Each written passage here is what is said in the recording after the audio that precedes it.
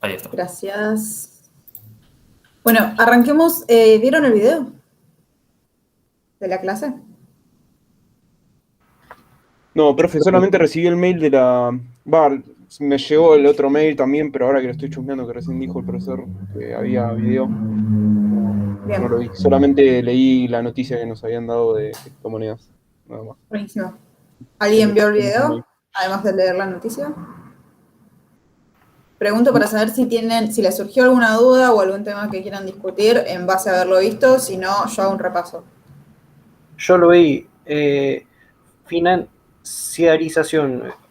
No, Sí. perdón, porque acá tengo un archivo que el nombre es financiarización. ¿Es lo mismo que financiamiento y todo eso? ¿O son dos conceptos Financiarización y financiarización son dos formas de decirle. De hecho, los economistas no se ponen de acuerdo sobre si hay que decirle financiarización o financiarización. A mí me sale financiarización y la gente con la que yo trabajo normalmente le dice así, y de hecho en inglés británico y estadounidense también tienen problemas porque uno lo escriben con S y otro con Z. Así que la palabra está como en construcción todavía el concepto, así que se puede usar de cualquiera de las dos formas. Financiamiento tiene que ver con tomar crédito para pagar determinadas cosas, ¿no? Se puede financiar el consumo, se puede financiar la inversión, tiene que ver con la forma en la que se pagan transacciones. Financiarización tiene que ver con un fenómeno más grande, o sea, financiamiento tiene que ver con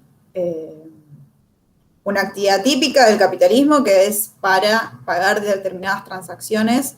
Busco distintas formas de financiar ese pago. Puede ser con fondos propios, quizás no tengo que tomar crédito. Puede ser con ahorros propios que yo tenga. O puedo tomar crédito. O puedo usar crédito de proveedores, lo que sea. Financiarización tiene que ver con un proceso histórico en el cual las finanzas, la esfera de las finanzas, esta esfera de el dinero, la esfera monetaria, la actividad bancaria, la actividad financiera, toma mayor preponderancia sobre y respecto de la esfera productiva. Entonces, vamos a ver una esfera productiva que ya no solamente recurre a el sistema financiero para, como decimos recién, financiar alguna transacción, sino que se vuelve el modo principal de generar ganancias, por lo menos en muchos casos.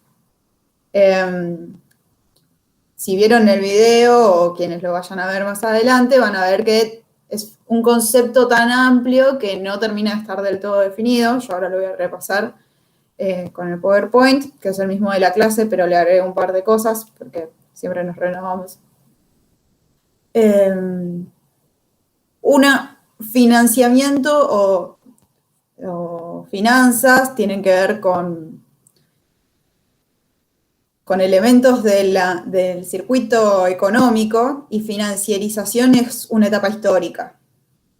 Hay un poco de discusión porque de hecho cuando Lenin escribe hace 100 años, él decía que ya había un proceso de financiarización que después puede verse revertido durante lo que se llama época dorada del capitalismo, ¿no? Que es como a partir de la segunda posguerra, en la que la esfera productiva vuelve a tomar como la preponderancia capitalista a través de distintas formas de producción masivas. Por ejemplo, el fordismo, el toyotismo y demás. Pero tiene más que ver con un fenómeno histórico, la financiarización, con un proceso histórico que vivimos y que se discute desde cuándo existe o si efectivamente existe tal cosa como el capitalismo sin la financiarización, que según la mayoría de los economistas no existe el capitalismo sin las finanzas, el capitalismo son las finanzas. Entonces lo que se llama financiarización no es otra cosa que una disputa entre las ganancias obtenidas de forma productiva y las ganancias obtenidas de forma financiera, en la que en la etapa de financiarización y aparentemente en otras etapas previas históricas del capitalismo, como la que escribía Lenin, las finanzas toman más preponderancia en detrimento del sector productivo y después pasa al revés. Entonces, tenemos muy poca historia como para saber si es un ciclo que se va a ir repitiendo o si es una etapa que va a durar la financiarización. No tiene ninguna prueba de estarse disminuyendo. En todo caso, lo que puede haber pasado en lo que llamamos época dorada del capitalismo es que... Todo lo contrario, cada vez crece más. Exacto, cada vez crece más. Lo que pasó durante el Fordismo, por ejemplo, es que se instauraron muchos más controles al movimiento de capitales financieros y, por ejemplo, luego de los años 70, se instaura como una nueva regulación general en Europa que es mucho más flexible sobre los movimientos de capitales y sobre las posibilidades que entidades financieras tienen para cobrar tasas más altas. Se llama Basilea II. Basilea es como el banco que propone regulaciones financieras a nivel internacional. El mundo venía funcionando con el marco regulatorio de Basilea I y luego de la crisis de los 70 surge la propuesta de Basilea II, Europa toma Basilea II, es decir, Europa flexibiliza mucho sus tasas de interés y las tasas de rendimiento que ofrecen los distintos activos financieros, pero Estados Unidos se queda con Basilea I. Entonces, Estados Unidos se queda con un sistema financiero mucho más cuidado, mucho más regulado. Y a través de esos movimientos que se fueron perpetuando a lo largo de las décadas, se llegan a las crisis que tienen lugar en el 2001, en el 2008, que tienen que ver con capitales que escapan de las regulaciones más rígidas de Estados Unidos para buscar rendimientos más altos en Europa y luego vuelven a Estados Unidos a invertir en estos paquetes de seguros financieros que finalmente son los que empiezan a albergar un montón de créditos no cobrables y que generan la caída de muchos bancos estadounidenses. Eso es anecdótico. O sea, lo que estoy mostrando es que la financiarización es un proceso, tiene que ver con un proceso histórico, con la forma en la que se va desarrollando la actividad capitalista, el sistema capitalista. Mientras que financiarse es algo mucho más cotidiano. Bueno, de hecho, en algunas definiciones de financiarización, el hecho de que las finanzas aparezcan en lo cotidiano tiene que ver, ¿no?, con este proceso de financiarización. Las finanzas llegando a la vida cotidiana, introduciendo a toda la población mundial en el sistema financiero. Todo el mundo tiene alguna tarjeta de crédito o tiene algún préstamo personal o tiene alguna forma de acceder. Por ejemplo, si no se tiene tarjeta de crédito, se va a un local de electrodomésticos y se ofrecen determinadas formas de financiamiento de la compra de electrodomésticos, normalmente los más caros, ¿no?, que son los que necesitan financiamiento. Esa es una de las definiciones de financiarización. Es tan amplio que tiene un montón de definiciones, financiarización. Yo lo describo más, o sea, para mí la mejor descripción es esa, es un proceso social y económico sobre cómo se estructuran las relaciones sociales capitalistas y, por lo tanto, las transacciones entre individuos, firmas, bancos. ¿Alguien más vio el video? No sé si contesté un poco lo que me estabas preguntando. Sé que me fui un montón por las ramas, pero es que todo esto, de todas formas, lo voy a retomar cuando haga un repaso. No sé si contesté, y si alguien más tiene alguna pregunta o algo que comentar. Sí, a mí no me terminó de quedar claro si eran dos conceptos distintos o dos conceptos iguales, pero con el mismo nombre. Pero sí, todo esto que acabas de decir, más o menos en el video está explicado de cierta forma. Y bueno, es un poco lo que estuviste diciendo. Sí, o sea, suenan parecidas las palabras por un motivo, y es que la financiarización habla de formas de financiamiento, ¿no? Entonces, las formas de financiamiento cambian y se vuelven cada vez más especulativas también.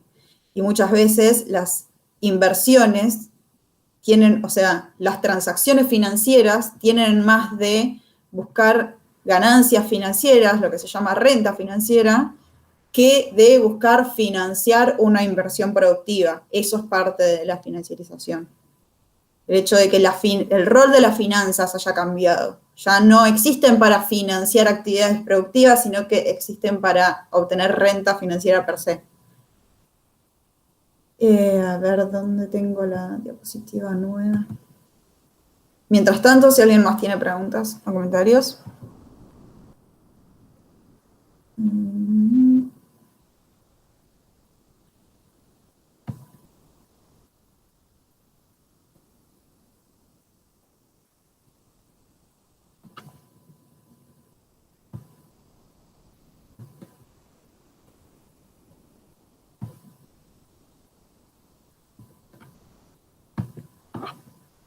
Están viendo la pantalla, ¿no?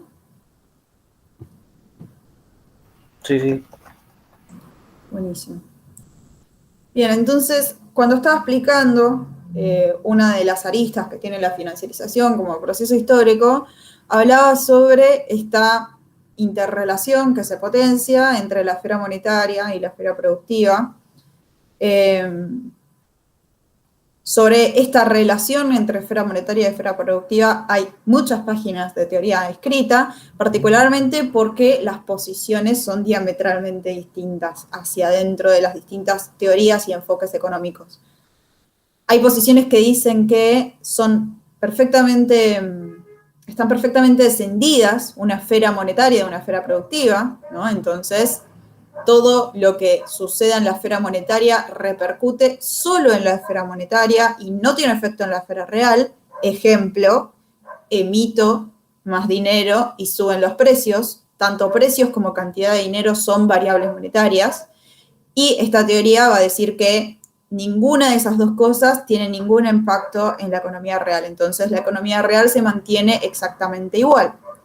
Mientras que otras teorías dicen que lo que existe es un circuito monetario y que no se puede escindir una esfera de la otra, principalmente porque todas las transacciones que tienen lugar en la esfera monetaria tienen alguna suerte de contrapartida en la esfera real, porque la esfera real, por ejemplo, incluye la distribución de los ingresos, ¿no? Entonces, si bien es cierto que la financiarización hace que, por ejemplo, se realicen inversiones financieras y especulativas con el único fin de conseguir renta financiera, y entonces ahí decimos, bueno, pero eso ¿qué contrapartida puede tener en la esfera real? Bueno, la contrapartida es que esta renta financiera que se sustrae de la economía puede tener un impacto sobre la distribución de los ingresos. Por ejemplo, si esa renta financiera en Argentina se dolariza, es decir, una vez que cobro el activo financiero más los intereses que me haya dado, o que lo compro y lo vendo más caro, si yo ese rédito lo cambio a dólares, en Argentina existe una inflación cambiaria.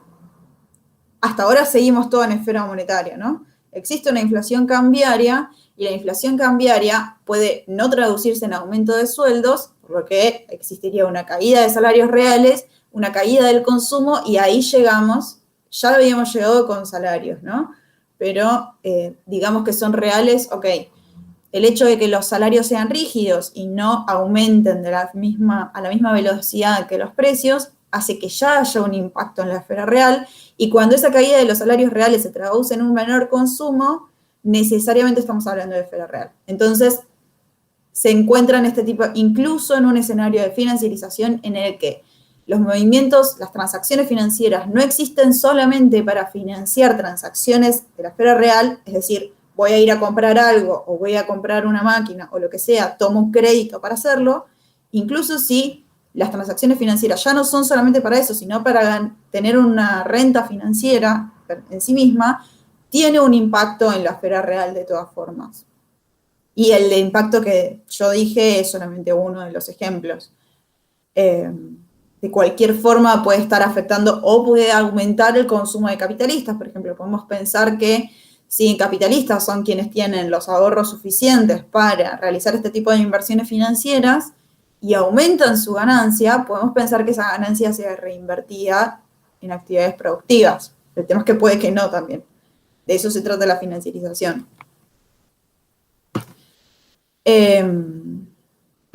Yo no les veo a ustedes, así que interrúmpanme o escriban en el chat si quieren, no me ofendo.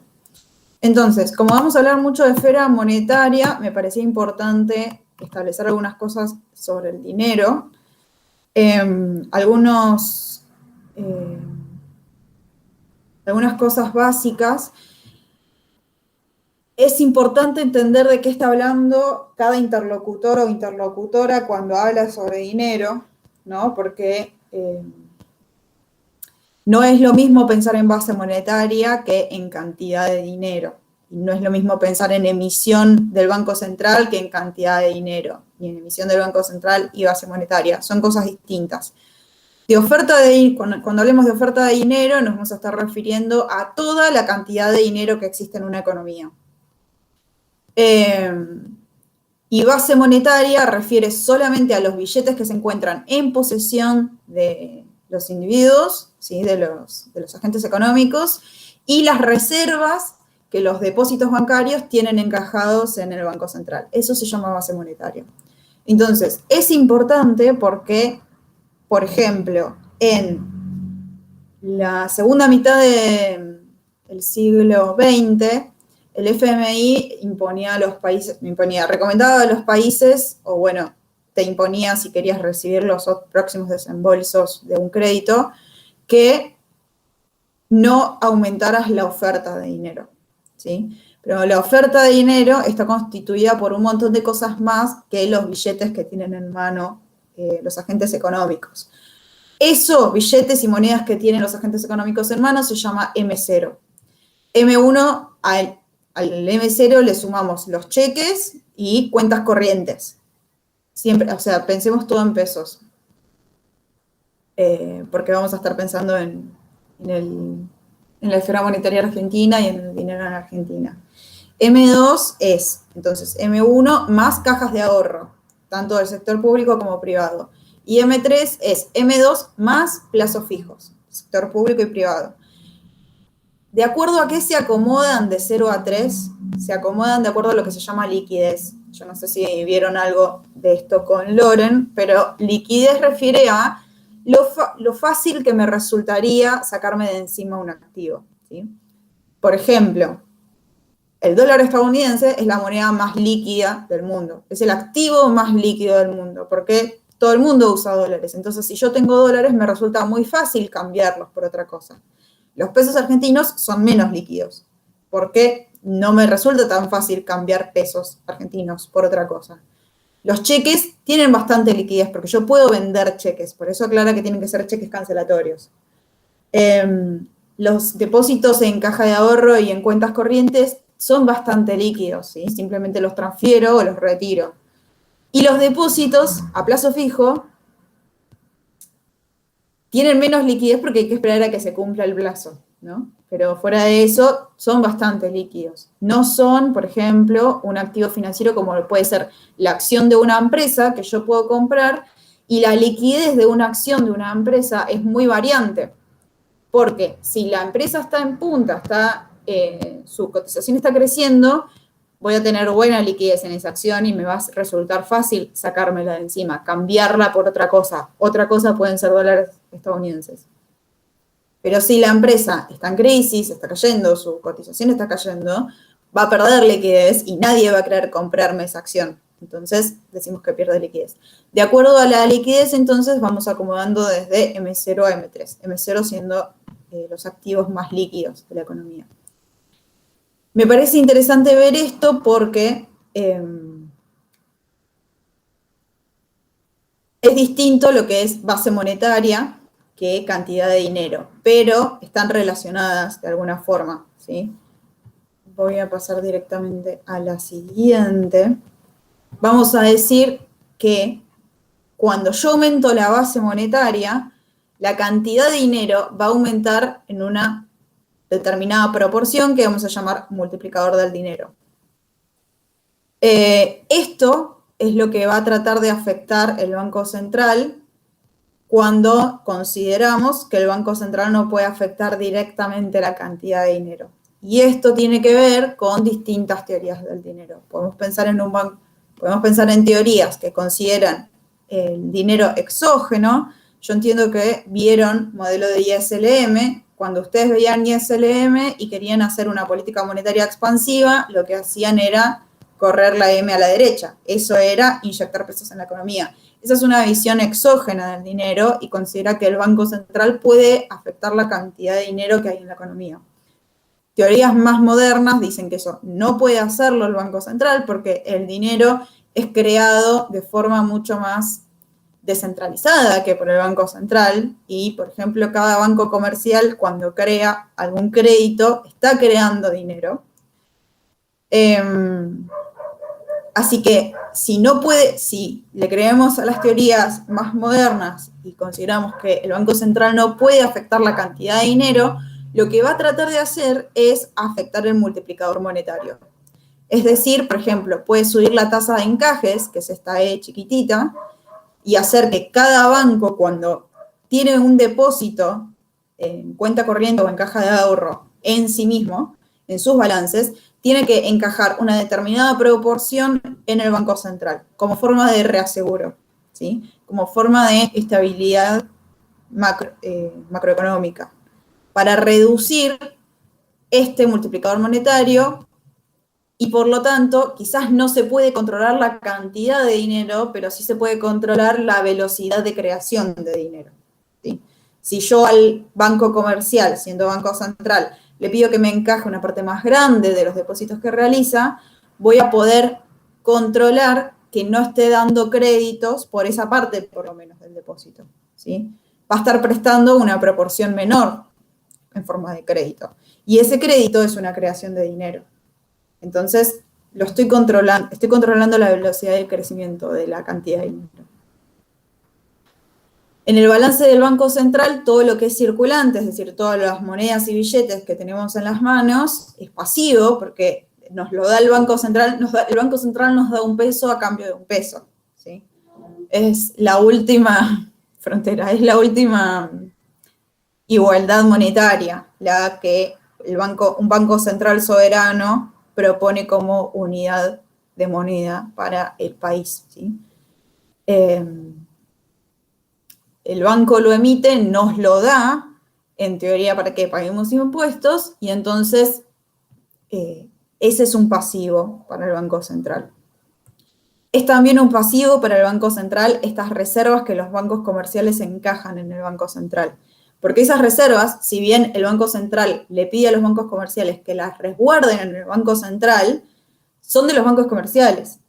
Y, por ejemplo, cuando los bancos comerciales dieron créditos de más y no tenían suficientes depósitos para cubrirlos, lo que hacen es no encajar esa parte y es como si el Banco Central les estuviera prestando sus propios encajes a una determinada tasa de interés.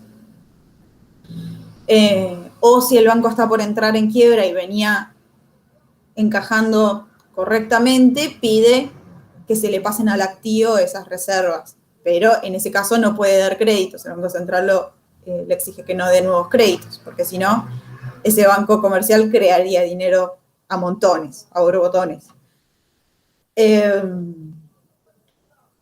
Normalmente lo que sucede es que los bancos comerciales piden estas reservas, ¿no? Porque el banco comercial, yo no sé si alguno de ustedes alguna vez fue a tomar un préstamo personal, pero cuando te otorgan el préstamo personal no se fijan en la cantidad de depósitos que tiene el banco para darte el préstamo. Se fijan en tus antecedentes, se fijan en tu salario, en que tengas la capacidad de pago, se fijan en la cuota de endeudamiento que tenés respecto a tus ingresos y en el veraz, pero no se fijan en si el banco tiene suficientes depósitos. Entonces, se da crédito, el crédito genera el depósito en tu cuenta, cuando vas a pedir el préstamo, y de ese depósito se encaja una parte en el Banco Central. Si vos retirás el dinero, al banco comercial solo le queda la parte encajada en el Banco Central. Pero lo que hace, si da otro crédito sin fijarse en que se quedó sin depósitos, es decirle al Banco Central, bueno, préstame el encaje, te pago la tasa de interés. Normalmente lo que piden los bancos comerciales es que no se haga esto, que no se retire el dinero. Y también explica por qué los bancos comerciales están permanentemente en busca de nuevos depósitos, ¿sí? Lo vamos a discutir un poco más adelante, pero bajo este tipo de teorías que dicen que los créditos crean el dinero, entonces los créditos llegan antes que los depósitos. El crédito cuando se emite genera un depósito en la cuenta, y entonces los créditos generan depósitos y no los depósitos créditos. Dice que al hacer esto, si la tasa de encaje es demasiado alta, los bancos comerciales van a necesitar todo el tiempo nuevos depósitos, no porque no estén creando el dinero, sino porque el Banco Central se los exige en forma de reserva. Así que eso explicaría no sé si les pasa a ustedes, pero la agresividad de los bancos en la búsqueda de nuevos clientes. Están todo el tiempo contactándote con que te dan la tarjeta de crédito gratis por un año y todo eso. Las LEBAC fueron un caso de un pasivo, porque es un bono, es una letra en realidad que emite el Banco Central, ¿sí? Es decir, te estoy dando un cartelito que dice que te voy a dar tanta plata con tantos intereses en 3 meses, así que claramente es un pasivo del Banco Central. Las reservas internacionales que guarda el Banco Central son un activo para el Banco Central. Los bonos y títulos que compra el Banco Central son un activo para el Banco Central. Y los créditos a bancos comerciales, esto que tiene que ver con préstame mis reservas, te pago la tasa de interés, o si el banco comercial dio créditos y no llegó a cumplir con los depósitos, el Banco Central le inyecta pesos en forma de crédito. Eso claramente también es un activo para el Banco Central porque es un pasivo para los bancos comerciales. Un poco para que entiendan cómo funciona el balance del Banco Central. Entonces, esos son los hechos estilizados, ¿no? Sobre el dinero. Los balances, las transacciones, cómo se llama cada agregado monetario. Bien, en eso coincidimos todos. Sobre la naturaleza del dinero ya empiezan las discusiones. Principalmente tenemos lo primero que tenemos es una discusión entre metalistas y cartalistas sobre qué es el dinero, ¿sí? Sobre justamente la naturaleza del dinero.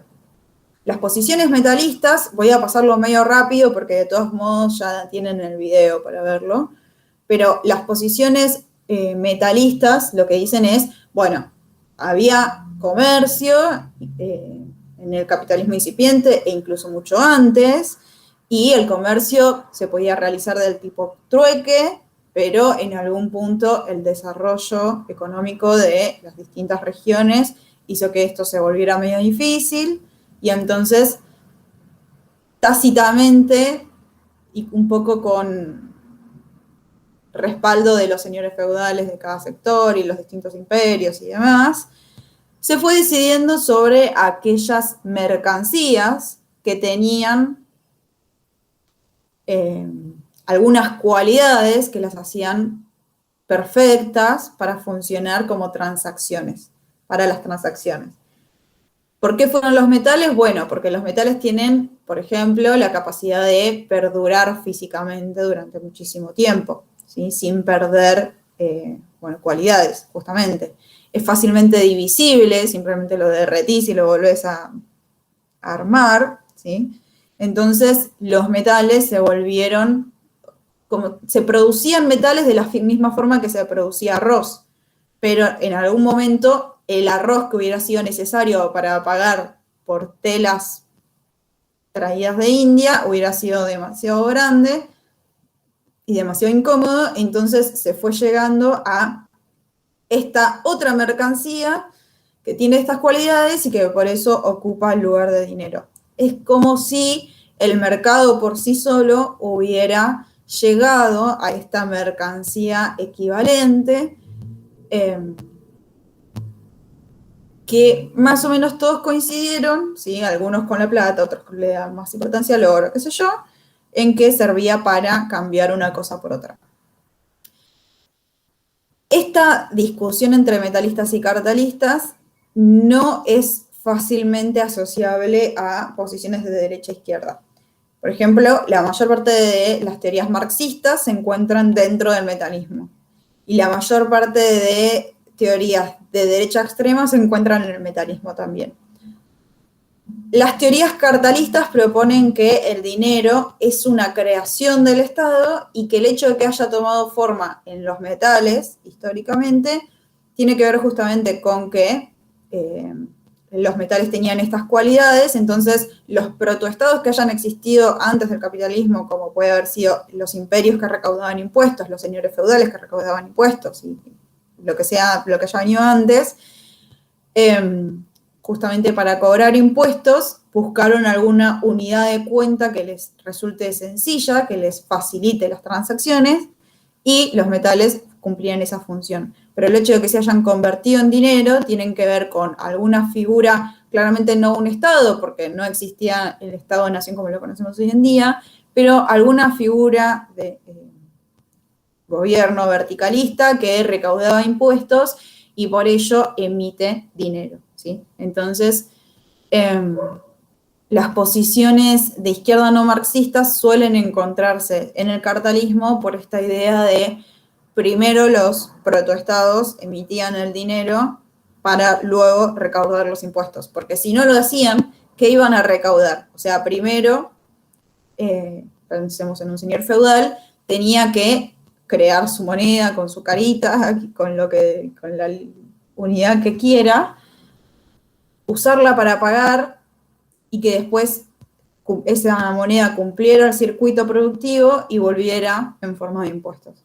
Entonces, el dinero es una creación del Estado, incluso antes de que el Estado se consolidara como lo que conocemos hoy, y no tiene que ver con una mercancía, ¿sí? No es una mercancía más que adoptó por el mercado en lugar de equivalente general, sino que es una creación, una conciencia del Estado para la recaudación de impuestos. Entonces, tampoco es fácilmente asimilable metalismo y cartalismo a una posición de dinero exógeno y una posición de dinero endógeno. Normalmente las posiciones metalistas son de dinero exógeno, pero no siempre. Y normalmente las posiciones cartalistas son de dinero endógeno. Y estoy pensando en alguna posición que no sea así.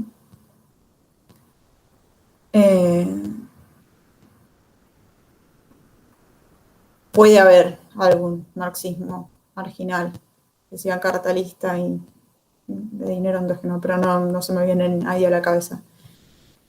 Bien, la idea de dinero exógeno es que la oferta de dinero, la cantidad de dinero, que normalmente se indica con este MS, M es de money y S es de supply, que es oferta en inglés,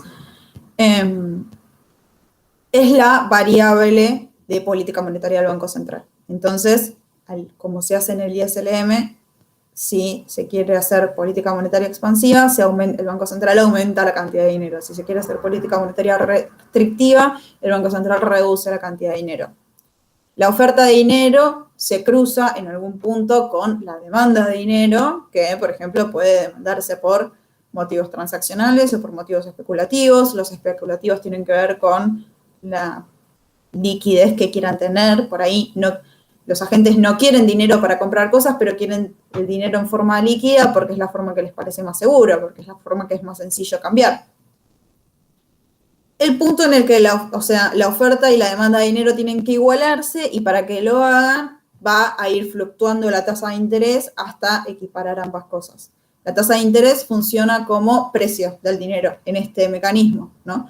Porque si sube la tasa de interés, la demanda de dinero caería porque la gente prefiere meter ese dinero en los bancos.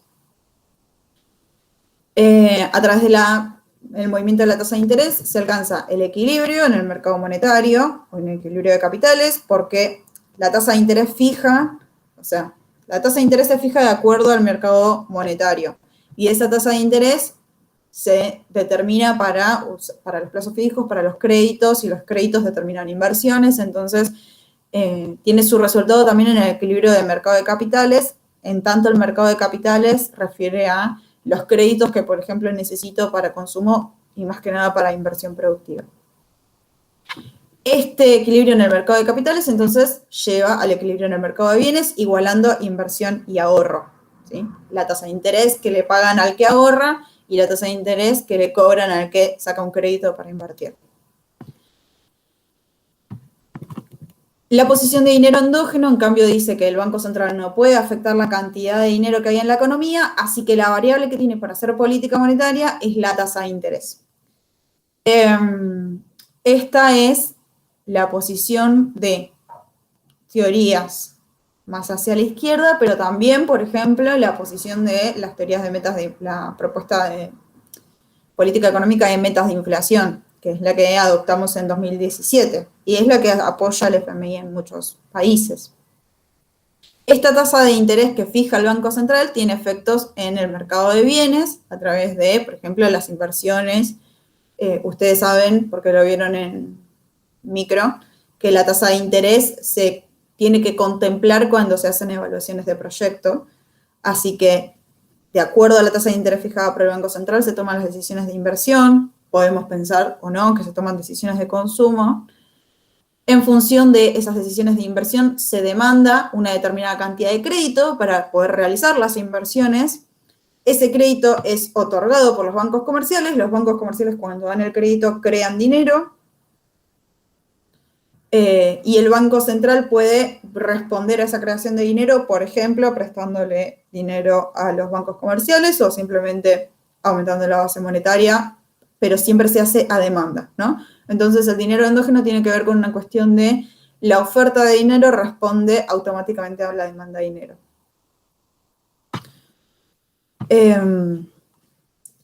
Dentro de la teoría endógena del dinero, encontramos la teoría del circuito monetario, ¿no? En la que, esta no está en la clase, pero, por ejemplo, pensemos en bancos comerciales que emiten un crédito al sector que produce bienes de capital, por eso de acá, ¿no? Este sector produce máquinas. Las máquinas las usa el sector de bienes de consumo, ¿no? Entonces, el sector de bienes de consumo compra las máquinas al sector de bienes de capital. El sector de bienes de capital le paga salarios a sus trabajadores. Esos trabajadores compran bienes de consumo.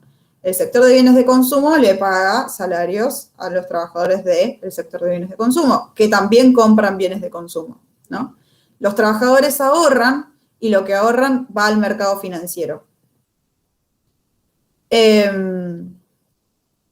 Cuando el sector de bienes de consumo le compra al sector de bienes de capital, el sector de bienes de capital logra ir pagando el crédito que sacó del banco comercial para iniciar su producción. En este caso estamos suponiendo, pero no es necesario, solamente es una simplificación didáctica, que el sector de bienes de consumo no necesita financiamiento de los bancos para comprar los bienes de capital. Entonces, el ahorro de los trabajadores puede ir a los bancos comerciales en forma de plazos fijos, por ejemplo, o puede ir a los mercados financieros a través de la compra de acciones, ¿sí? Entonces, el sector de bienes de capital podría tener un problema en este esquema porque los trabajadores están ahorrando una parte de su salario, entonces cuando le compran a los bienes de consumo no compran toda la cantidad de dinero emitido a bienes de capital, ¿sí? Este primer crédito se fue transformando en salarios que volvieron en forma de compra, pero hay una parte que se perdió en ahorro, ¿sí? Y no vuelve al sector de bienes de capital en forma de ventas de sus productos. Entonces, ¿cómo hace para pagar al banco? Bueno, una forma es emitir acciones, ¿no? Cuando emite acciones, podemos pensar que estos ahorros se usan para comprar esas acciones y entonces cuenta con el dinero para pagar el crédito. Si no, los trabajadores pueden depositar sus ahorros en el banco en plazo fijo y entonces el sector de bienes de capital tiene problemas para pagar el crédito, ¿sí? Esto explica un poco que el sistema capitalista requiera de constante crecimiento, ¿sí? Requiere todo el tiempo de crear mercados nuevos e ir aumentando las ventas, porque al existir ahorro hay una parte de ventas que no se concreta, hay una parte de emisión de dinero que no se concreta en ventas, sino que se ahorra, y eso genera problemas a la hora de pago. La financiarización tiene que ver con que aumenta este problema, ¿sí? Este problema se profundiza. Entonces, los sectores que están endeudados tienen que expandir sus ventas mucho más para poder ir pagando los créditos. El tema es que para expandirse a veces tienen que endeudarse, ¿no? Más todavía. La teoría monetaria moderna, no sé si la habrán escuchado nombrar, surgió bastante durante las elecciones de Estados Unidos. Es como la posición cartalista más extrema, ¿sí? Y la teoría cuantitativa del dinero es la de Friedman, o es incluso, o sea, Friedman se basa en la teoría cuantitativa del dinero. Es el extremo opuesto, ¿sí? No solamente en términos de metalismo, sino también en términos de dinero exógeno. Y acá tenemos dos exponentes. Ella la puse como exponente de la teoría monetaria moderna y, bueno, el señor Friedman como exponente de el monetarismo. El monetarismo, esto también lo expliqué bastante en el video, el monetarismo a lo que recurre es a una identidad macroeconómica, es decir, se llama identidad porque lógicamente tiene que cumplirse sí o sí, que indica que toda la producción de una economía, la cantidad de producto total que esa economía produzca, por el precio al que vende ese producto, tiene que necesariamente ser igual a la cantidad de dinero que existe en la economía por la velocidad de circulación. Porque si alguien compró ese bien, significa que ese dinero para realizar esa compra existe, ¿sí? Así que esta igualdad tiene que darse. Sí puede pasar que, por una cuestión de cómo estemos contemplando el periodo, quizás el dinero no existe todo al mismo tiempo, sino que yo le compro zapatos a una persona, la persona que vendió los zapatos usa ese dinero para comprar otra cosa. Por eso entra en juego también la velocidad de circulación del dinero. En la teoría cuantitativa del dinero, se supone constante la cantidad de producto porque se supone que los mercados de bienes y servicios y de capital y trabajo operan en pleno empleo, ¿sí? ¿Por qué operan en pleno empleo? Y porque si existe competencia perfecta y no hay restricciones salariales, no existen sindicatos y por lo tanto hay competencia y no hay ley de salario mínimo ni nada de eso, dice la teoría cuantitativa que necesariamente tiene que existir pleno empleo. En todo caso, el salario ajusta para que todo aquel que quiera trabajar consiga trabajo. Pero no. Por eso, la cantidad que produce una economía está fija en la oferta de trabajo, ¿sí? Porque más que la oferta de trabajo no se puede producir. Se produce hasta la cantidad de trabajo que puede contratar esa economía por la productividad laboral, ¿no? Entonces, si Q está fija y la velocidad de circulación del dinero se considera relativamente fija como hecho histórico, es decir, podemos ir viendo que a lo largo de la historia se mantiene relativamente fija, cuando aumento la cantidad de dinero, es decir, pensemos que el Banco Central emite dinero, para que se sostenga la igualdad tiene que existir un aumento de precios, ¿sí? Esto tiene que ver con pensar en esferas separadas. Los cambios que tienen lugar en la esfera monetaria solo afectan variables monetarias. Y las variables reales, como la cantidad de producto, ¿sí? Como el PBI, no se ven afectadas por cambios monetarios. La teoría monetaria moderna dice, en cambio, que la cantidad de producto no está fija en el pleno empleo y que incluso con flexibilidad de salarios, no necesariamente se alcanza el pleno empleo y definitivamente puede no poder venderse todo lo que se produce y por lo tanto entrar en una crisis, y que la velocidad de circulación del dinero no es que sea fija, porque cuando se trata de controlar cuando se trata de controlar la cantidad de dinero de la economía, la velocidad de circulación del dinero empieza a circular mucho más. ¿Qué significa esto? Imaginémonos 2018, después de la crisis, 2019, no fue esto lo que se hizo, pero digamos que se impone un crecimiento cero de la oferta de dinero, se impuso un crecimiento cero de la base monetaria. Digamos que se pone sobre la oferta de dinero, que es un poco lo que pasó en el 1 a 1, ¿no? La oferta de dinero no puede crecer si no existen dólares, si no entran dólares. No entran dólares, la oferta de dinero no crece. Ok, bueno, entonces yo tengo que hacer las mismas transacciones de siempre, suponiendo que me alcanza el sueldo, con menos cantidad de dinero, y todo el mundo tiene que hacer lo mismo. Entonces el dinero empieza a circular más rápido entre agentes. Cuando se trata de controlar el agregado monetario, la velocidad de circulación del dinero se incrementa mucho. Entonces, ni es cierto que Q está fijo, ni es cierto que la velocidad del dinero está fijo. Entonces, cuando se aumenta la oferta monetaria, no se sabe bien qué, o sea, depende de las rigideces que se encuentren en el mercado de bienes. Hablando ya de financiarización, les puse distintas definiciones de financiarización. Por ejemplo, en Krippner tiene más importancia el hecho de que las finanzas toman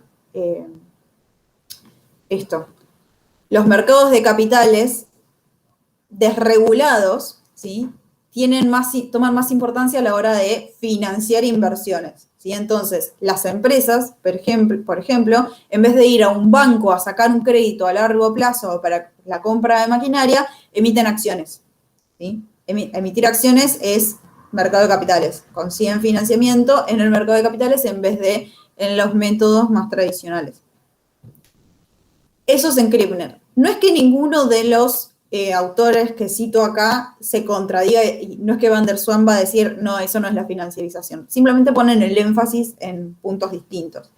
Van der Swan pone el énfasis en la financiarización como nuevo régimen de acumulación, en el que la acumulación de capital está liderado por las ganancias financieras más que por las ganancias productivas, y en esto de que la vida cotidiana se financiariza, en tanto para comprarme un electrodoméstico lo saco en 12 cuotas, ¿sí? Por ejemplo.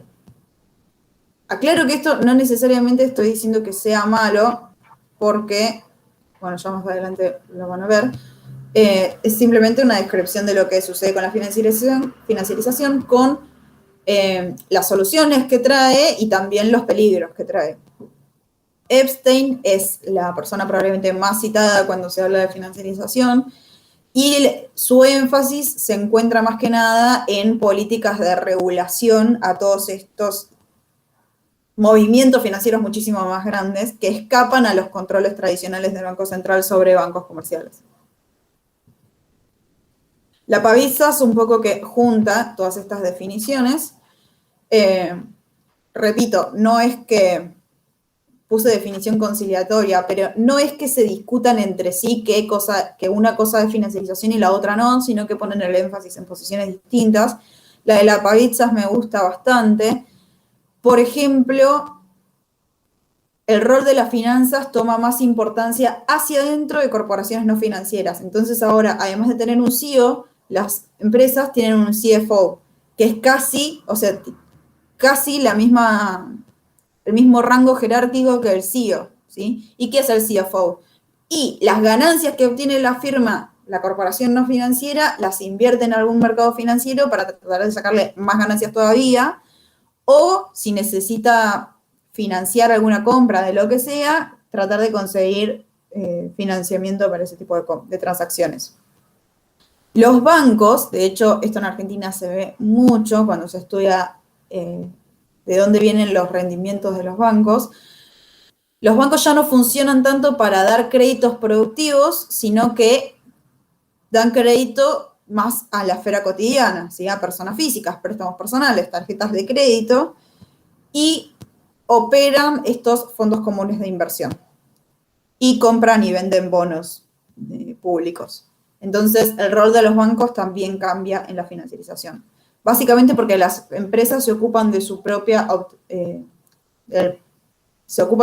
financiamiento de cosas, por ejemplo, emitiendo acciones.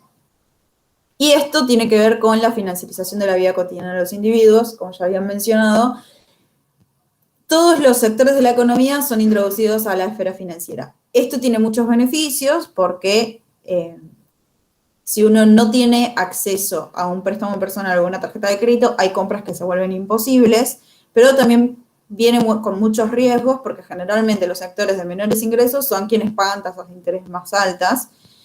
Y me ha pasado trabajar en el banco y que venga gente a la que le habían vendido la tarjeta de crédito y no sabían leer. No es que no sabían leer el resumen, no saben leer. ¿No deberían tener tarjeta de crédito? Claro que sí, por supuesto. O sea, que tengan acceso a financiar sus compras. Pero necesitan un nivel de explicación del funcionamiento mucho mayor, ¿sí? Por lo menos para que sepan bien en qué fecha tienen que estar atentos a que cierre la tarjeta, a que venza la tarjeta, y asegurarse que paguen los totales y no los mínimos y demás. Así que bueno, no son todas malas, pero corren muchos riesgos con la financiarización. En los países, esto es como a nivel, no es a nivel microeconómico, pero no lo estoy viendo a nivel cuentas nacionales. Cuando lo vemos a nivel cuentas nacionales, la financiarización en países periféricos trae otros problemas. Por ejemplo, las inversiones que se realizan en países periféricos, por ahí crecen mucho en un momento y decrecen de golpe. Lo que llamamos sudden stop se refiere a se corta en seco la entrada de capitales a un país. Esto no sucedería si ese tipo de inversiones fueran productivas, como que siempre hay un flujo de ingreso y salida de dólares en nuestro caso. Bueno, en todos los casos, pero en Argentina estamos todo el tiempo pensando en cuántos dólares ingresan y cuántos dólares salen. El tema es que con estas distintas regulaciones en otras partes del mundo, las tasas de rendimiento de los bonos financieros, de los activos financieros en el resto del mundo, a veces son muy bajos, ¿sí? Pensemos en Europa teniendo inflación cercana a cero, con tasas de interés muy bajas. La renta financiera no consigue rendimientos suficientemente sustanciosos en ese tipo de mercados. Entonces sale a buscar mercados más riesgosos. Los mercados más riesgosos ofrecen tasas de interés más altas. Argentina es un perfecto caso con la bola de nieve de las LEVAC, por ejemplo, y la de las LETES también. Como Argentina se había vuelto, luego de volverse un mercado emergente, es decir, un mercado que se consideraba con bastante seguridad, empieza a tener problemas en el mercado cambiario, se vuelve un mercado muy riesgoso, sube las tasas de rendimiento. Entonces se vuelve para atraer capitales, ¿no?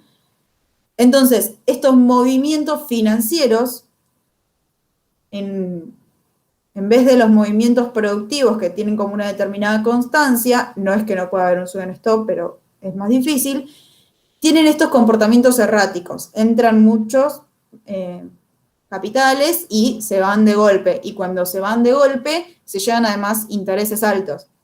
Y cuando lo que quiero decir cuando se van es agentes económicos que tienen euros y dólares, vienen a Argentina, cambian los euros y los dólares para comprar algún bono denominación en pesos argentinos. ¿Por qué? Porque está pagando un rendimiento interesante. Cuando paga el bono, o renuevan y compran otro bono, ¿no? Que es lo que se llama rollover, rollovear los bonos, o lo cobran, lo cambian a dólares y lo retiran del país. En el momento en el que lo compran, que compran los dólares, ya se considera fuera del país. El problema de esto es que la cantidad de dólares que se va siempre es mayor que la que ingresa, porque se pagan intereses, y que los mercados financieros en países periféricos, son muy chicos, son muy poco desarrollados, entonces movimientos tan grandes de capitales medios que los dejan tambaleando. Así que la financiarización tiene ese tipo de problemas específicos en países periféricos. Esto de los hogares empobrecidos incorporados al sistema financiero, que tiene sus pros y sus contras, también ya lo dije. Activos de corto plazo de retorno alto, digo, la financiarización está buscando, en el contexto de la financiarización se buscan siempre activos de corto plazo con retornos altos, porque un poco de lo riesgoso lo cubro con el hecho de que sea de corto plazo. Entonces, algo tan importante para un país como puede ser la tasa de interés de política monetaria fluctúa mucho de acuerdo al estado de ánimo de los mercados de capitales internacionales. Cuando nosotros necesitábamos que ingresen dólares para adquirir nuestras LEVAC, lo que hacíamos era subir la tasa de interés de las LEVAC. El problema es que esa tasa de interés era nuestra tasa de interés de política monetaria. Y la tasa de interés afecta el mercado de bienes, ¿no? Si consideramos que no están perfectamente cindidas las esferas. Así que el hecho de que sean activos de corto plazo con tasas de interés altas genera un montón de desajustes macroeconómicos hacia dentro de países, principalmente cuando tienen mercados financieros tan poco desarrollados como es el caso de Argentina. Los países periféricos tienen esta fuerte dependencia de divisas, ¿no? Porque tienen una estructura productiva desequilibrada, entonces hay muchas cosas que hay que importarlas, para importarlas se necesitan dólares, entonces hay ciclos de crecimiento de producción que se estancan porque no se pueden traer las partes de afuera, por ejemplo. Eso tiene que ver con la dependencia de divisas. Y además se suman a mercados de derivados que están mucho más desarrollados que los mercados financieros internos. Y, por ejemplo, Argentina, que es un exportador de soja, se enfrenta al problema de que la soja se haya convertido en un activo financiero, ¿no? Se venden futuros sobre el precio de la soja, es decir, apuesto a ver a cuánto va a estar el precio de la soja, y después se venden seguros sobre esos futuros. Entonces se generan un montón de mercados derivados, se llama todo eso, porque los futuros de la soja son un mercado derivado respecto del precio de la soja, los seguros sobre futuros son derivados sobre futuros de la soja. Y algo que es tan importante para la macroeconomía argentina, en tanto trae dólares, lo que algunas teorías llaman genuinos, porque no son de endeudamiento, sino que son de exportación, depende de fluctuaciones que son muy volátiles.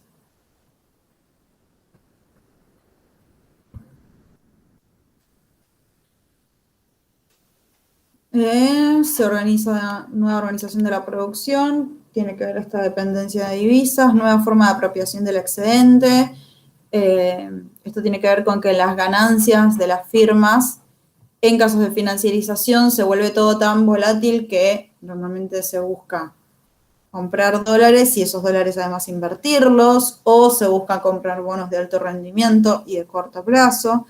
Cambian el comportamiento de agentes económicos, el hecho de que todos tengamos acceso a invertir en un fondo común de inversión o a comprar dólares a través de la bolsa, ¿no? Con dólar MEP y demás, es todo un cambio de comportamiento de los agentes económicos que está relacionado al proceso de creciente financiarización. Esto es lo que hablaba, por ejemplo, del precio de la soja atado a movimientos financieros. Y finalmente, algo que es como... Perdón, Nico, hago un comentario respecto a lo que estabas diciendo antes, que me parece muy interesante, pues empalma mucho con lo que veníamos dando en la materia, cuando hablábamos de restricción externa, que es, bueno, justamente eso que mencionaba Nicole respecto a la dependencia de divisas. Y fíjense, bueno, cómo todos los movimientos financieros de entrada y salida de capitales, digamos, son parte de esa restricción externa, digamos, o sea, también suman o restan dólares al país que limitan su posibilidad de crecer, digamos, o sea, no ya la cantidad de dólares que tiene el país para crecer no solo depende de la balanza comercial, como veíamos hasta ahora en la clase, o sea, de las exportaciones e importaciones, sino que depende crecientemente de todos estos flujos financieros. Y lo que, digamos, la particularidad que tienen los flujos financieros es que, comparado con las exportaciones e importaciones, es que como no hay un activo real que se mueve, o sea, como en el caso de de exportaciones e importaciones, que hay un bien, son mucho más volátiles, digamos, pueden entrar y salir mucho más rápido, digamos, esos dólares. Y en ese sentido puede generar mucha inestabilidad, digamos. Por eso, en general, los países lo que tienen son restricciones legales, digamos, el movimiento de estos capitales, que generalmente se los llama controles de capitales, que ponen algunos límites, sobre todo a la salida, también a la entrada de capitales para que no les genere esa inestabilidad.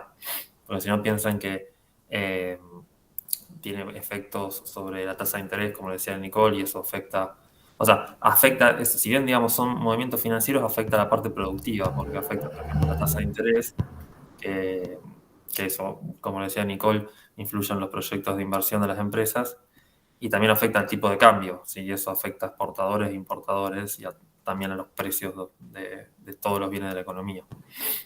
Bueno, ya le digo, en general casi todos los países tienen esos controles cambiarios, incluso, no sé, por ejemplo, países con políticas económicas más liberales, como Chile, por ejemplo, tiene controles de cambios. Por ejemplo, sí son controles, digamos, menos estrictos, digamos, que los que tenemos nosotros ahora, que es la compra y venta, digamos, de minoristas de dólares, como que es lo que se llama cepo comúnmente. Pero sí hay límites, por ejemplo, si vienen inversores a comprar títulos, a invertir en el mercado local, se les pide que estén en el mercado, por ejemplo, por el plazo de un año, o que dejen un porcentaje como encaje. Entonces, hay ese tipo de restricciones. Eh, Argentina también las tenía. Sí, en 2015, con el cambio de gobierno, se sacan las restricciones a la compra de dólares minoristas, pero también se sacan todas esas restricciones, que es lo que, digamos, lo que nosotros vemos más cotidiano, pero también se sacan todos esos límites, o la mayoría de esos límites, a los grandes movimientos de capitales. Y bueno, durante un tiempo se pudo atraer capitales con tasa de interés alta, como decía Nicole, hasta fines de 2017, comienzo de 2018. Pero después, cuando esos capitales se fueron del país, se podían ir sin ningún tipo de límite, porque no había restricciones legales, bueno, tuvimos los problemas que tuvimos de falta de dólares y se terminó recurriendo al Fondo Monetario Internacional. O sea, a ese tipo, digamos, de movimientos quedas expuesto sin no tener ningún tipo de control de capital. Claro, el problema de los flujos financieros especulativos es que es algo que está muy lejos de poder ser controlado por las autoridades de política de un país. ¿Por qué? Porque los flujos financieros internacionales suelen depender de si Estados Unidos sube 0,1 la tasa o la baja 0,2.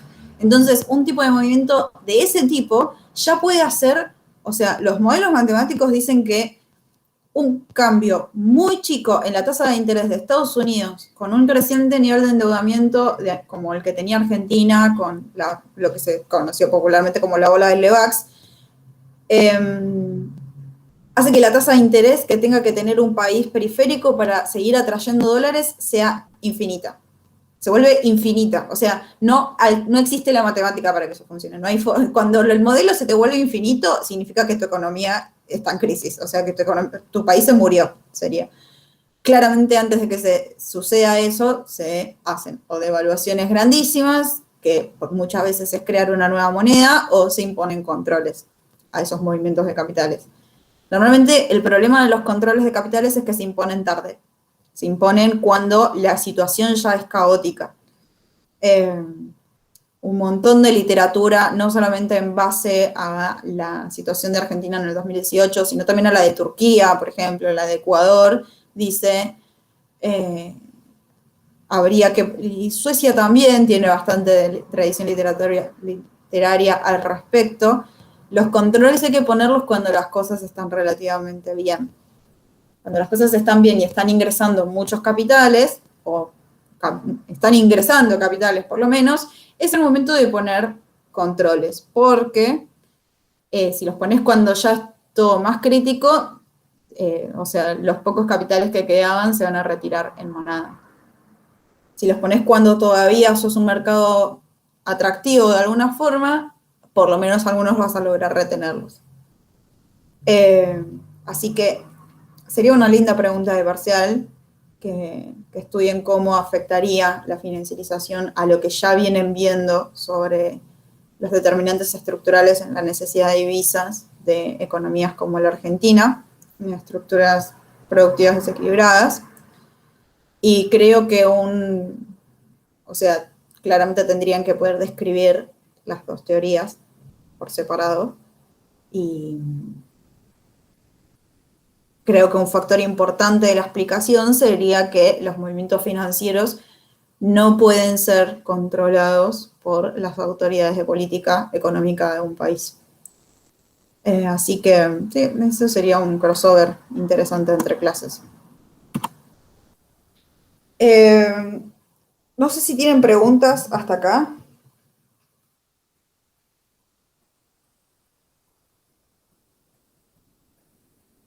Agregué algunas diapositivas sobre blockchain y criptomonedas al final porque se ha vuelto un poco el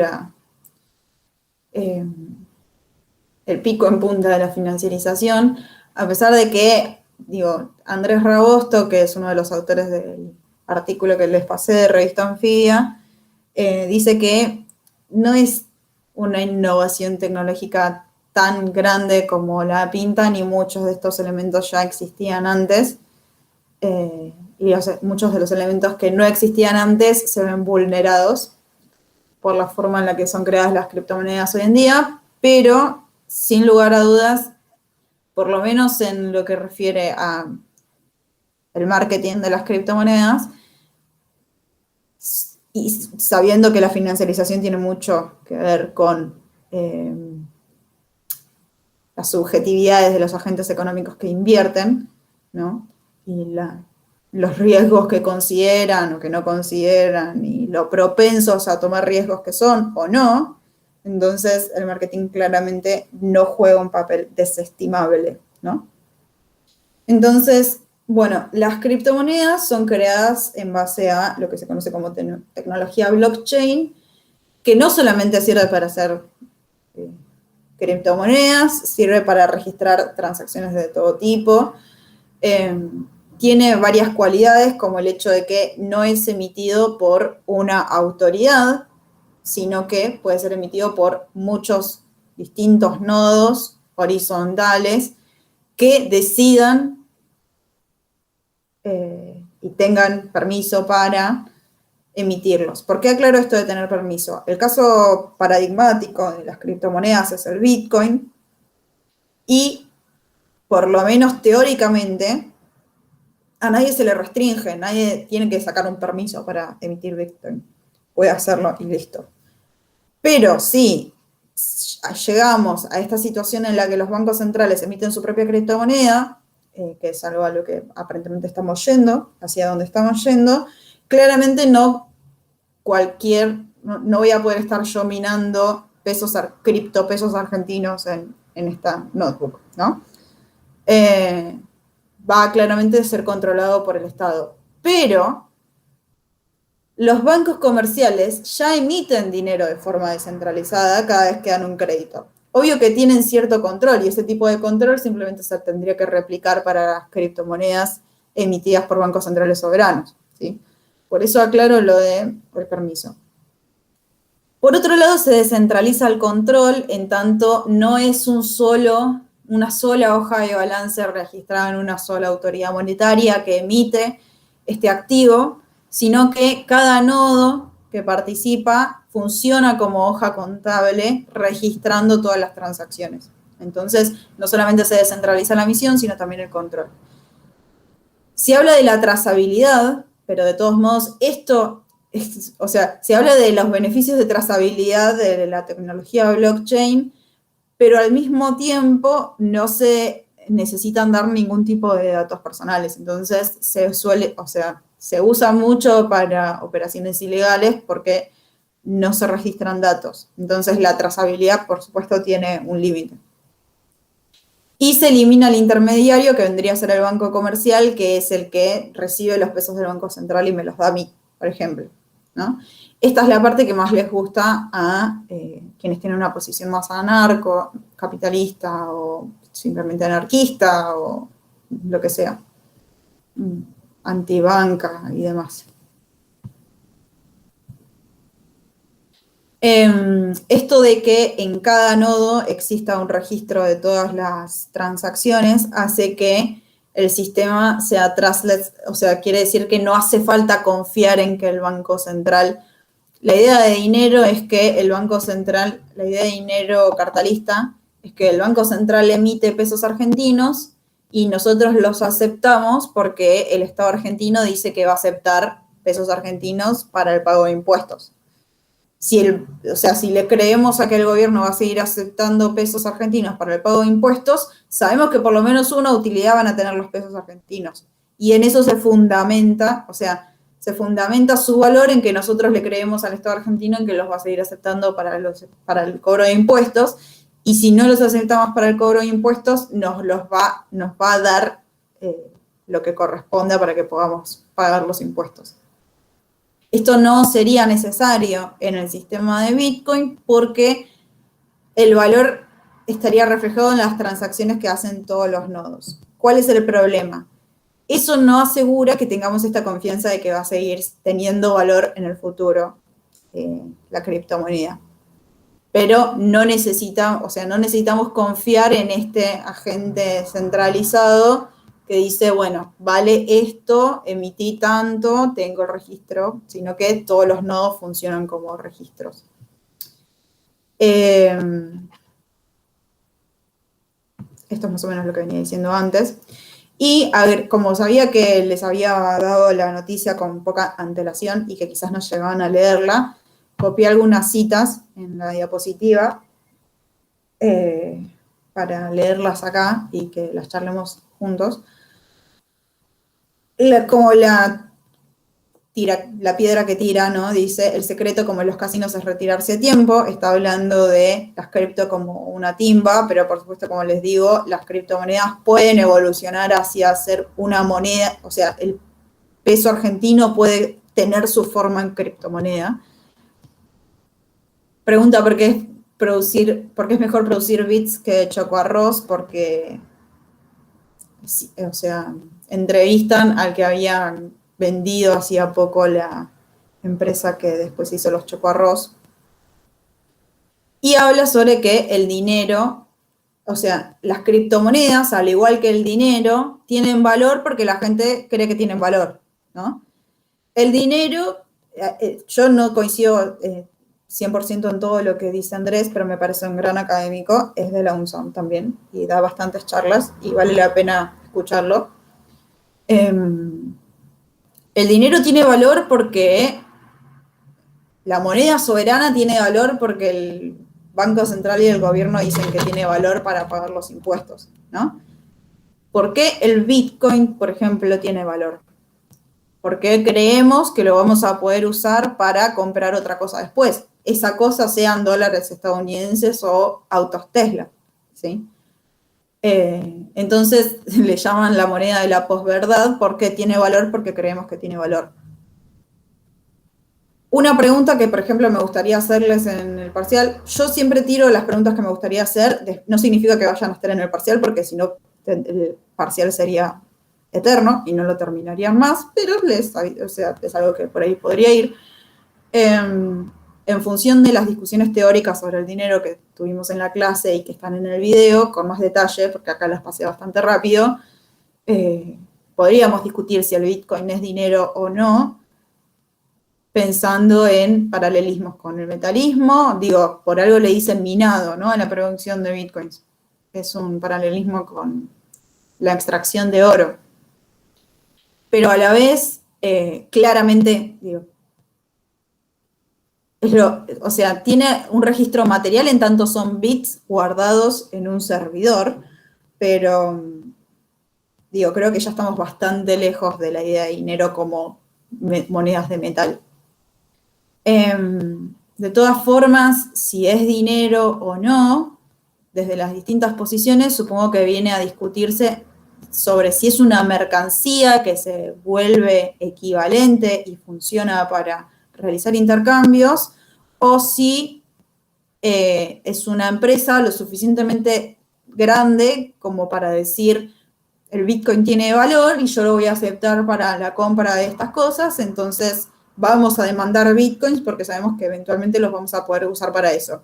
Y si yo demando Bitcoins y la persona a la que le compro zapatos, digo lo de los zapatos porque me tengo que comprar zapatos, la persona que me vende los zapatos acepta Bitcoins, se van a empezar a generar un montón de transacciones en el medio, que es lo que pasa con el peso argentino y los impuestos. Digo, solamente porque el Estado acepta el pago de impuestos en esa moneda, la acepto yo y la acepta todo el mundo, entonces se la puedo cambiar a todo el mundo.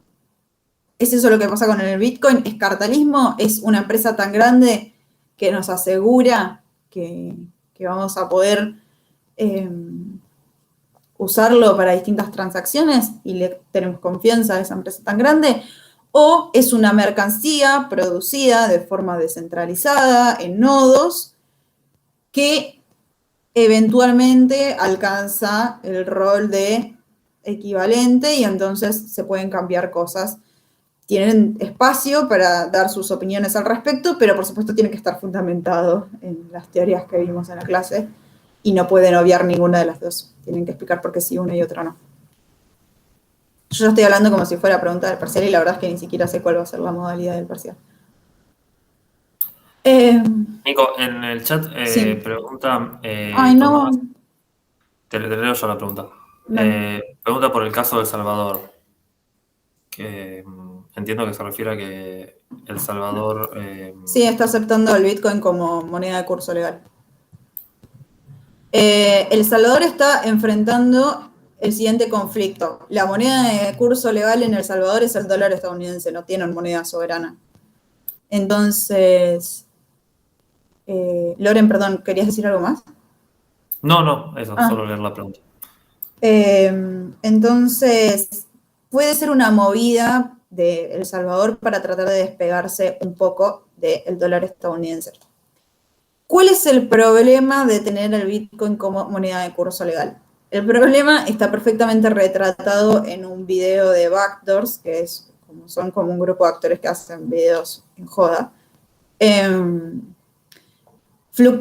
un activo financiero y fluctúa muchísimo su valor. No está regido por un banco central, ¿sí? No está regulado por ningún sistema financiero nacional. Escapa o sea, ya los capitales escapaban a las fronteras nacionales y de regulación nacional. El Bitcoin definitivamente le escapa absolutamente toda frontera, ¿sí? De hecho, las transacciones no necesitan llevar nombre y apellido. Escapa de toda regulación. Entonces, su valor es muy volátil. Mucho más volátil que cualquier otro activo financiero, ¿sí? Los activos financieros que no son dinero, el dinero es un activo financiero, pero no todo activo financiero es dinero. Entonces, ahí entramos en la discusión sobre el Bitcoin es dinero o no, ¿sí? Fluctúa tanto su valor que no funciona como unidad de cambio. Yo quiero comprar un auto Tesla con Bitcoin si un día me sale, no sé, o sea, es una barbaridad lo que puede fluctuar, ¿se entiende? Desde 2 millones de dólares a 6 millones de dólares en una semana. De hecho, por algo a Tesla le duró, o sea, a la empresa le duró como una semana, ¿no? Que se puedan comprar a Elon. Le duró como una semana que se puedan comprar Teslas con Bitcoin. Entonces, cuando no funciona como unidad de cambio, ya tiene un problema para hacer dinero. Porque justamente no se está usando para las transacciones.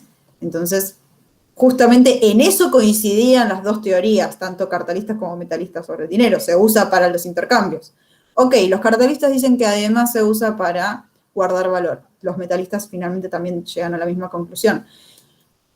Es cierto que el Bitcoin se puede usar para guardar valor y para tratar, pero justamente por la fluctuación de su precio, más que guardar valor, es una apuesta especulativa. Yo no lo compro para guardar valor, lo compro para tratar de comprarlo barato y venderlo cuando está caro, porque fluctúa mucho el valor. Si dejara de fluctuar tanto el valor, podría ser un activo financiero más. Digo, del mismo modo que la gente puede comprar oro o dólares para guardar abajo del colchón y preservar valor, podría comprar bitcoins.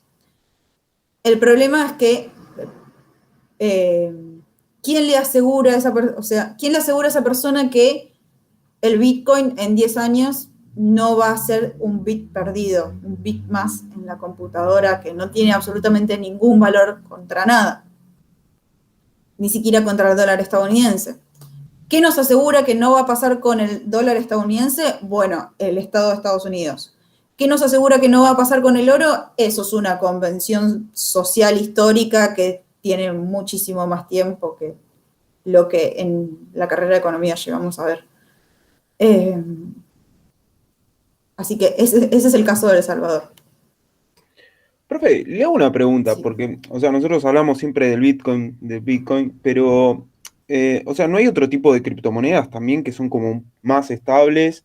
Y que, por ejemplo, sé que algunas es como que fluctúan en base a la variación del dólar y todo eso, ¿puede ser? O sea, ¿qué Sí, pasa con por las criptomonedas? eso digo, obvio, por eso digo, el Bitcoin es como el caso paradigmático porque es el que más se menciona, pero criptomonedas, de hecho, la tecnología blockchain se puede usar para un montón de cosas y criptomonedas hay muchísimas, o sea, son incontables las distintas cantidades de criptomonedas, los distintos tipos de criptomoneda que existen. Justamente si un banco central emitiera su propia criptomoneda, tendría la particularidad de que tendríamos la confianza de que el Banco Central lo está aceptando como método de pago, y además haría alguna de estas cuestiones que decís vos de atarlo a alguna fluctuación de algún otro activo financiero que se considere más estable. ¿Qué hace el Banco Central? Ata el peso argentino al dólar estadounidense, en alguna determinada relación de cambio que determina el Banco Central, ¿no? Cuando existen controles de cambio, lo determina el Banco Central a través de la intervención, tanto en regulación como puede comprar o vender divisas.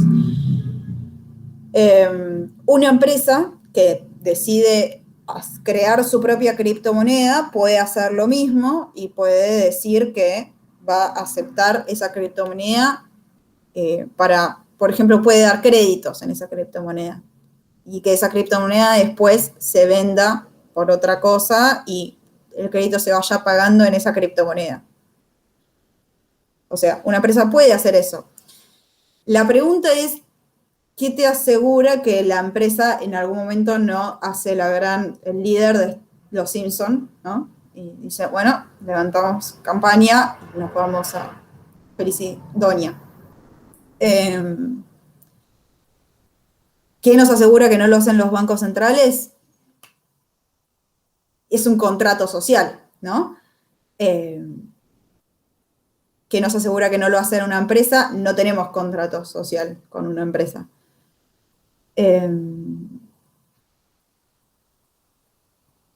Sí, existen un montón de criptomonedas, van a existir muchas más, el fenómeno está recién arrancando, los bancos centrales van a crear sus propias criptomonedas, todavía son solo proyectos, no hay ninguna que se haya emitido, o sea, en fase final, en todo caso están tipo en fase beta, pero es algo que se va a seguir explotando. Hablo del Bitcoin y de su inestabilidad, porque es el caso paradigmático, pero el resto de las criptomonedas funcionan, o sea, ¿cuál es la diferencia entre una empresa que emite acciones y esas acciones tienen un determinado valor y yo las puedo comprar y después venderlas, y una empresa que emite criptomonedas y yo le puedo comprar las criptomonedas y después venderlas?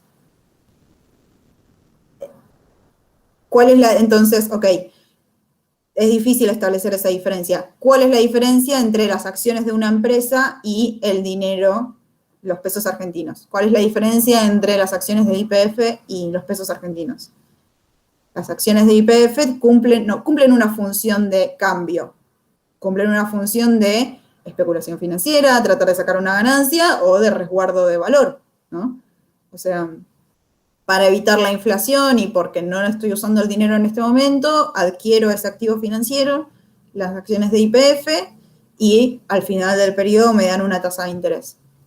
El dinero podría hacer lo mismo, pero con el banco, ¿no? Y entonces es como si estuviera adquiriendo el activo financiero plazo fijo o adquiriendo el activo financiero fondo común de inversión. El dinero lo que tiene es que alguien me asegura que lo voy a usar luego, o sea que va a seguir siendo de curso legal. De hecho, es el único activo financiero emitido al infinito. Las acciones de las empresas no se emiten al infinito. YPF no emite acciones al infinito y dice, quédate con las acciones, después las cambias por gasoil en las estaciones. ¿No? Y no las aceptaríamos si lo hiciera, porque nosotros diríamos, bueno, está bien, pero yo no sé si las vas a seguir aceptando en 5 años en las estaciones. En cambio, el peso argentino, y suponemos que sí, o que si no sucede eso, va a haber algún cambio de nomenclatura, como cuando se pasó del austral al peso y demás. Me parece que está bueno usar este esquema de pensar, bueno, si el dinero es el valor de una moneda viene por la convención de que todos creemos que tiene valor o porque hay un respaldo legal, digamos, que dice, bueno, que esta moneda sirve para pagar impuestos. Y nada, me parece que pensarlo, digamos, no solo para las criptomonedas, sino también, por ejemplo, para el peso argentino, que se ve me parece que se ve que un poco juegan las dos cosas, digamos, porque el peso claramente argentino tiene un valor, digamos, y si se utiliza porque el Estado exige que se paguen impuestos en pesos argentinos, entonces de alguna manera estamos obligados a tener pesos argentinos por lo menos para cumplir con esas obligaciones.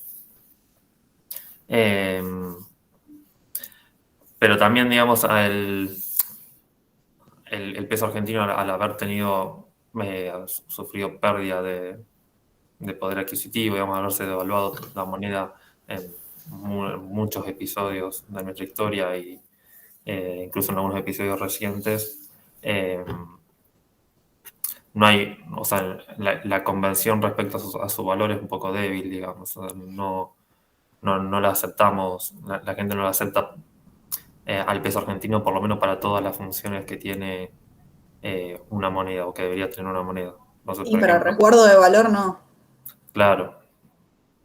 Claramente, digamos, no ahorramos en pesos o tratamos de no ahorrar en pesos, sino tratamos de ahorrar en un activo que tenga más, que resguarde más su valor y que incluso en algunos bienes no se cotizan en pesos, como por ejemplo inmuebles, no se utilizan el peso como unidad de cuenta.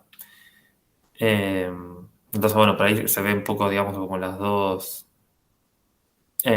cuestiones, ¿no? O sea, el Estado puede imponer, digamos, cuál es la moneda de curso, pero también tiene que garantizar, digamos, determinadas condiciones para que la gente lo acepte, digamos, si no esa moneda pierde un poco de sus funciones, digamos, no alcanza solo con el respaldo estatal, sino que además tiene que preservar su valor para que la gente lo utilice. Sí, yo lo llevaría un poco más, diría que después del castigo que ha sufrido el peso argentino en tan corto tiempo, solamente por respaldo estatal y por una convención de transcurso del tiempo y que las cosas sigan igual, es decir, que el peso siga siendo la moneda de curso legal, es que seguimos usando el peso, porque contra toda teoría económica, si lo pensáramos desde cualquier otra racionalidad, no seguiríamos usando el peso argentino, desde una racionalidad perfecta, desde un metalismo perfecto, no se usaría, usaríamos dólares, incluso para las transacciones domésticas. Claramente el dólar ganó terreno en algunas transacciones, pero sigue circunscripto a ciertos mercados como el inmobiliario que mencionabas. Creo que es más explicativo el hecho de que sigamos usando peso argentino, o sea, demuestra que la moneda no es solamente algo que en el mercado surgió para que las transacciones sean más sencillas, porque si no, no estaríamos usando pesos argentinos. Uh-huh. Hay una pregunta en el chat de Javier. Siempre pienso que moneda puede ser cualquier cosa pensando en la situación, o sea, es difícil que cumpla todas las características de la moneda, metal, billete, papel, pero siempre pienso que en la guerra mundial el intercambio eran cigarrillos. Tal vez si la pandemia hubiese complicado la situación, las vacunas hayan sido moneda. Bueno, un caso que es estudiado a nivel transnacional, a nivel internacional, es el caso de los patacones y los LECOP en Argentina.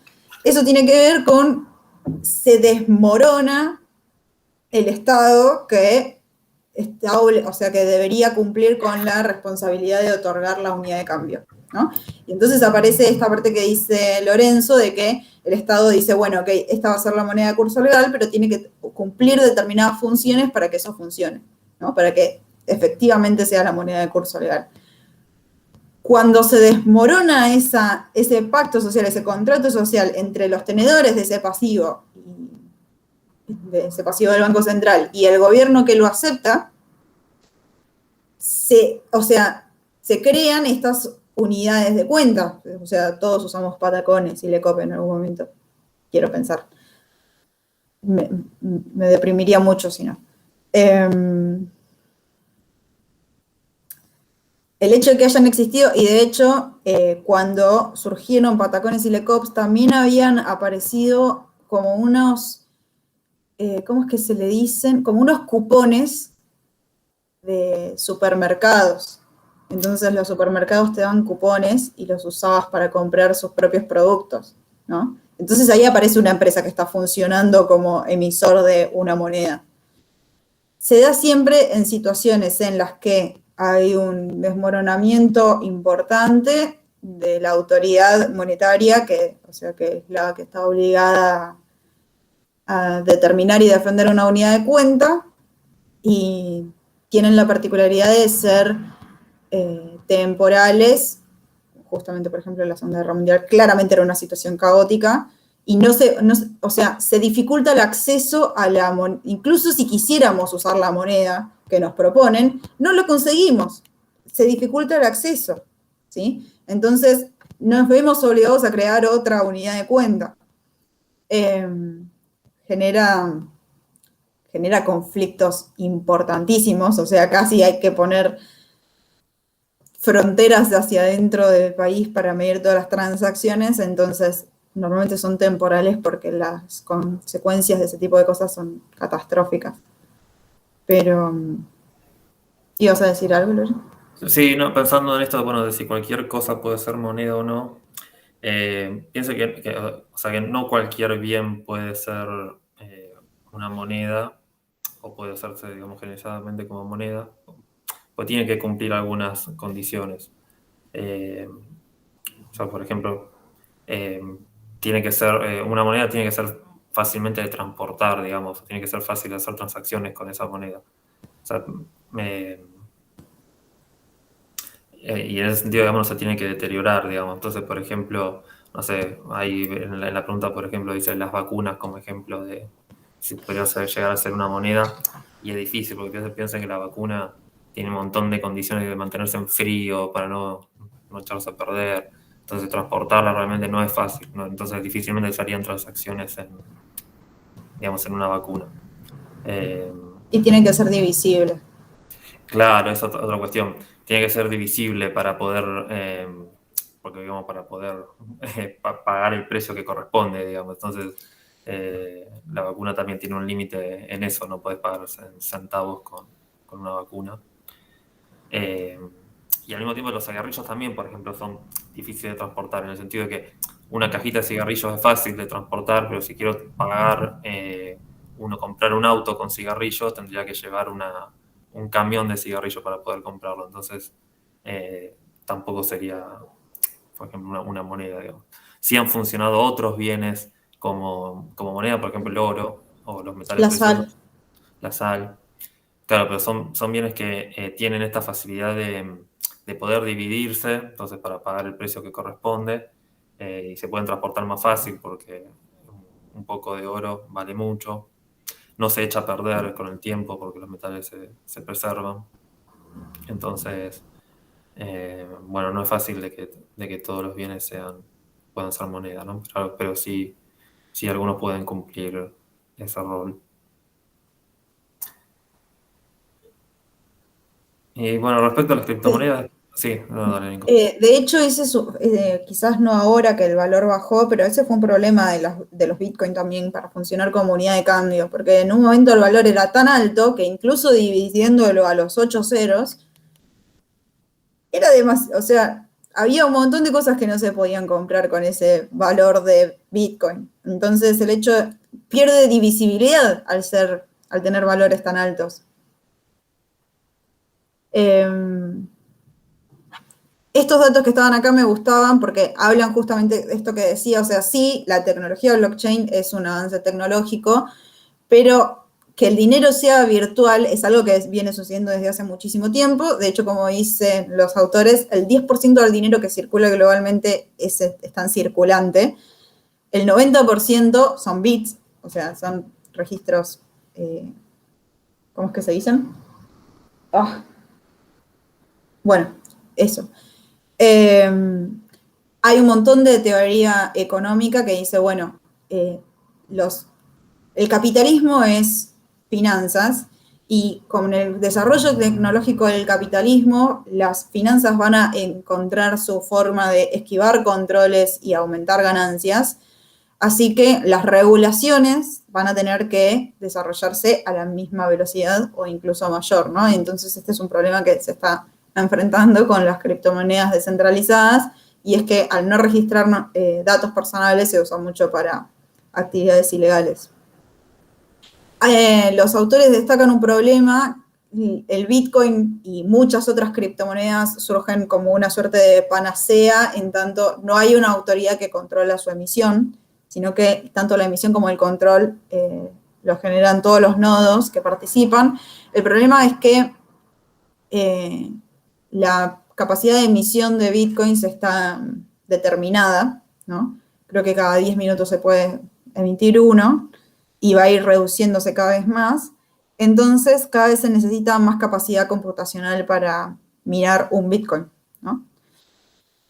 Eso hace que haya una competencia muy grande por dispositivos tecnológicos para poder minar los bitcoins. Y además se concentran los mercados de minado en países que tienen muy subsidiada la energía, como China, o países que son muy fríos, como Canadá, porque se gasta menos energía en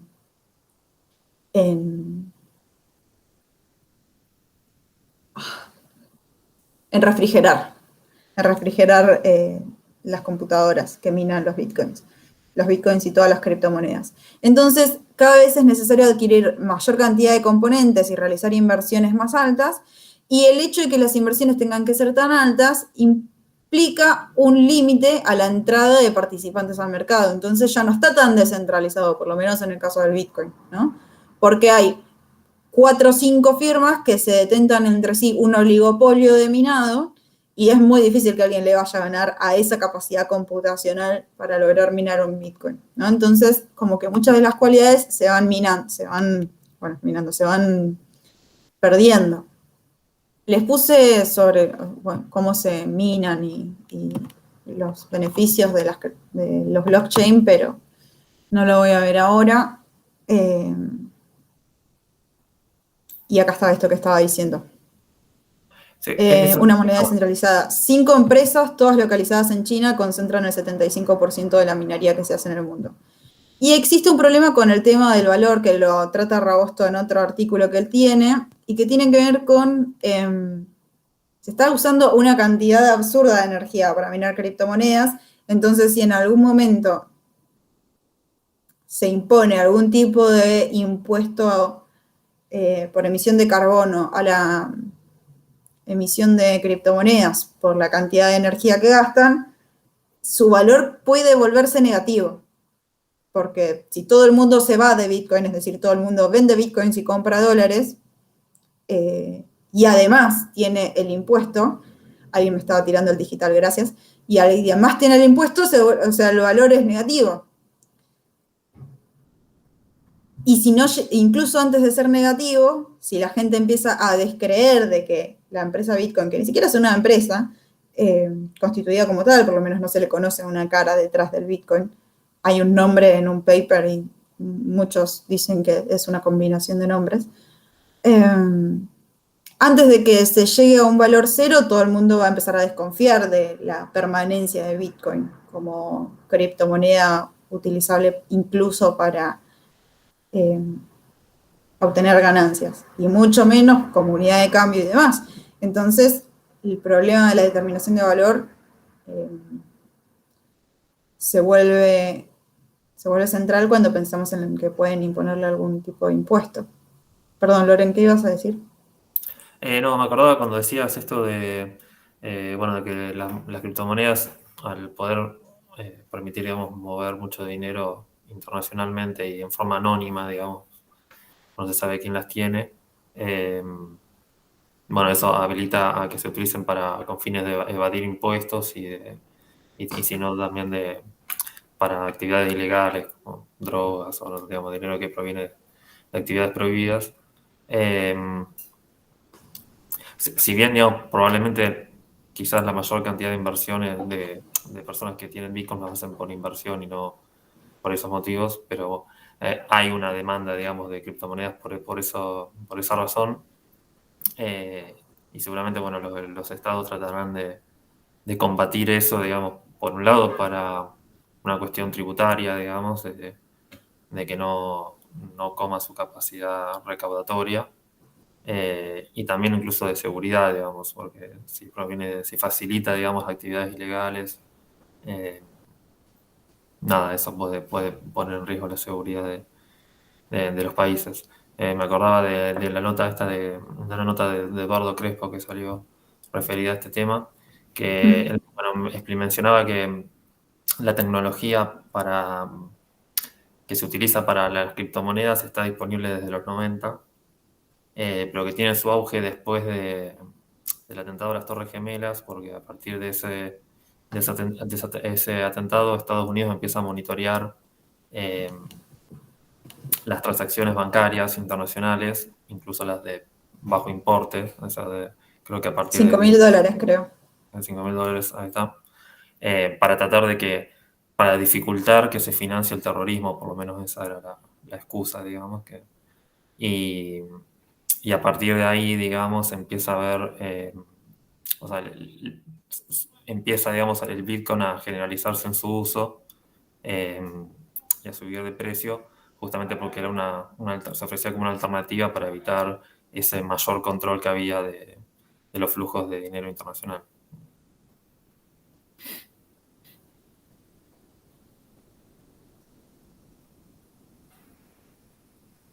No sé si alguien más tiene algún comentario o alguna pregunta.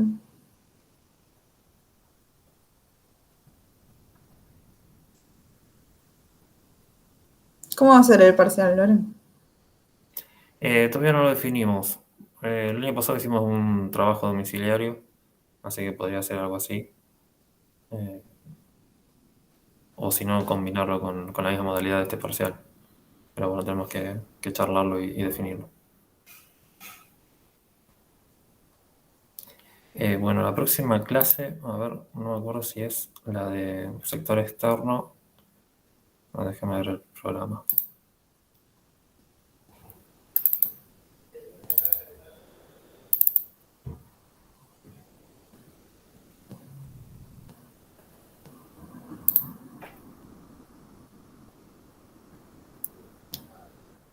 Sí, la próxima clase de balance de pagos. Que creo que ya tenemos el video grabado, ¿no, Nico? Creo que sí. Bueno, entonces esta semana le comparto, mañana probablemente, le comparto el link al video y la clase el jueves que viene tenemos clase de consulta como es habitual.